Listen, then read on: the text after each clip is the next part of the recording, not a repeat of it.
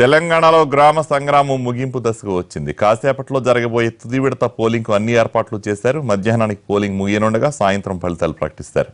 ఎక్కడా ఎలాంటి గొడవలు జరగకుండా గట్టి బందోబస్తు చర్యలు తీసుకుంటున్నారు. మూడో విడతలో తెలంగాణలోని 4016 సర్పంచ్ స్థానాలకు ఎన్నికలు జరగాల్సి ఉండగా అందులో 10 గ్రామ పంచాయతీలకు నామినేషన్లు రాలేదు. దీంతో అక్కడ ఎన్నికలు వాయిదా పడ్డాయి.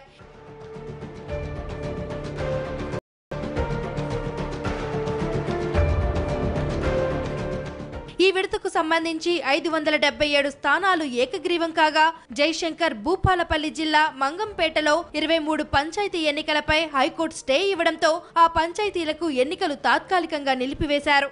దీంతో ఇవాళ 3106 గ్రామ పంచాయతీలకు ఎన్నికలు జరుగుతున్నాయి. ఇక 36729 వార్డుల్లో 185 వార్డులకు నామినేషన్లు దాఖలు కాగా 8956 వార్డులు ఏకగ్రీవమయ్యాయి.